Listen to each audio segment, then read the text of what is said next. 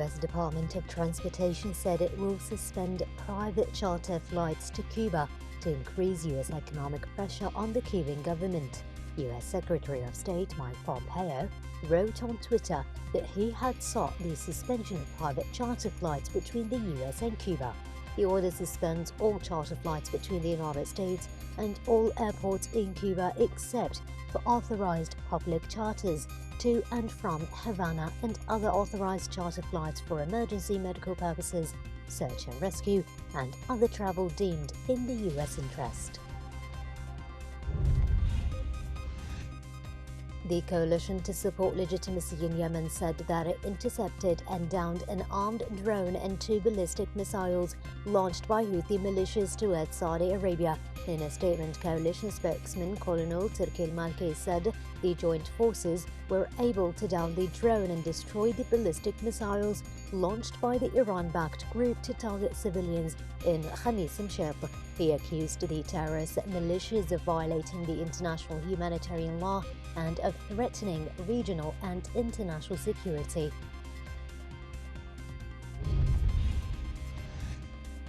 Visiting U.S. Undersecretary for Political Affairs David Hale to Lebanon revealed that the Federal Bureau of Investigation, or the FBI, will join Lebanon and other international investigators in the probe into the deadly Beirut port blast. Hale said that the FBI will take part in the investigation at the invitation of Lebanese authorities.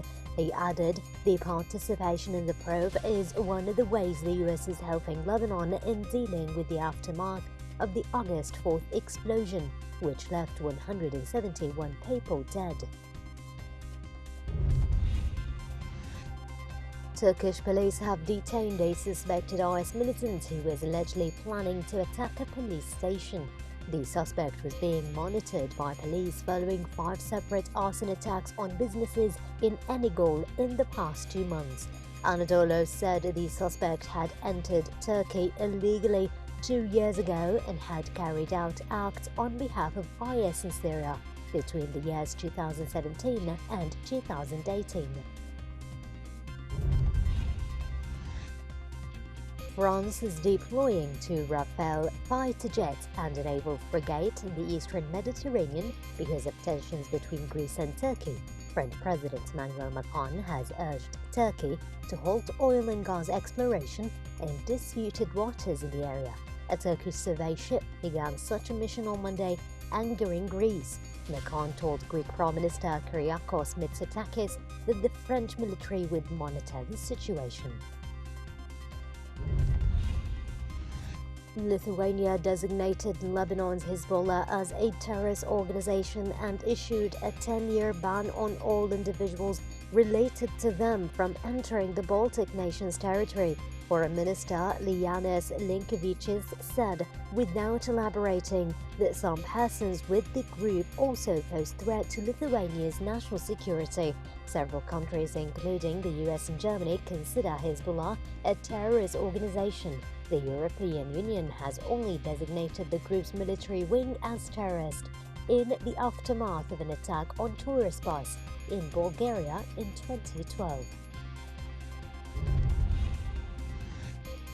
The UN's cultural agency UNESCO vowed to lead efforts to protect vulnerable heritage in Lebanon after last week's gigantic Beirut port blast, warning that 60 historic buildings were at risk of collapse. The effects of the blast were felt all over the Lebanese capital, and the international community has sent a strong signal of support to Lebanon following this tragedy. Lebanese lawmakers approved a 2-week state of emergency in Beirut declared by the government following the deadly port explosion that has reignited angry street protests. The state of emergency law will give the military exceptional powers to clamp down on protesters demanding the overthrow of political elite widely held responsible for the devastating blast, human rights groups said.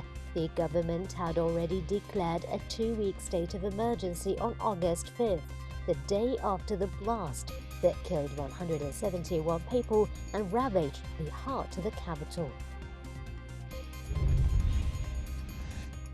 a group of Iraqi volunteers launched an initiative to deliver oxygen cylinders and medical supplies to coronavirus patients who are being treated at their homes, as the total number of deaths reached 5,588 in the country.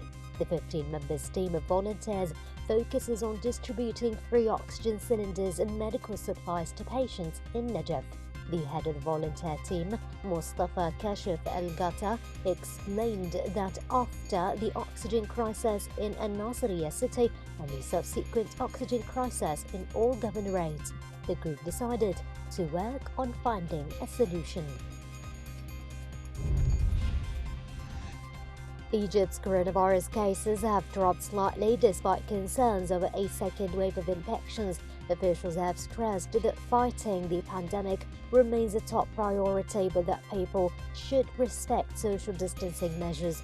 The authorities have been demanding the people to wear masks in public and respect health ministers. In a related measure, the Egyptian Ministry of Interior has taken legal action against 1,198 public transport drivers for not wearing masks. The Friends of Sudan group has expressed full political support to Khartoum in its transitional phase. During the 8th meeting of the Friends of Sudan chaired by the Kingdom of Saudi Arabia on Wednesday, Saudi Minister of Foreign Affairs Prince Faisal bin Farhan bin Abdullah stated that there is a historic opportunity to attain security, justice and sustainable peace in Sudan. He stressed the importance of respecting the sovereignty of Sudan and the independence of its decisions in addressing the root causes of the conflict, in order to reach comprehensive peace and strengthen its national unity and regional security. The United Nations revealed that 43% of schools around the world don't have access to water and soap for basic hand washing. The new report comes as countries wrestle with when and how to safely open schools amid the COVID-19 pandemic. The report by the World Health Organization and UNICEF said more than one-third of the 818 million children around the globe who lacked basic hand-washing facilities at their schools last year are in sub-Saharan Africa. Diplomats have warned that the nuclear deal between Tehran and major countries would be more vulnerable if the UN Security Council voted this week on a US proposal to extend the arms embargo on Iran. In Tehran, the Iranian Foreign Ministry quickly denied an Iranian news agency report that revealed the possibility of reducing US sanctions in preparation for the start of US-Iranian talks under the auspices of Germany and Britain.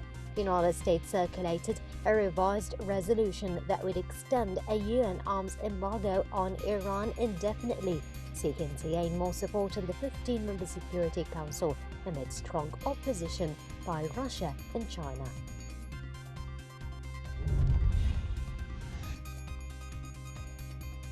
Iran's President Hassan Rouhani expressed great hopes that a US bid to extend an arms embargo on his country will fail, warning of consequences if the UN Security Council backs it. Rouhani's remarks came after Iran's ambassador to the United Nations said the US would have to redraft its proposed resolution on the issue after being rebuffed by Security Council members, AFP reported. The ban on selling weapons to Iran is said to be progressively eased from October under the terms of Resolution 2231, which blessed the Iran nuclear deal that world powers agreed in July of 2015.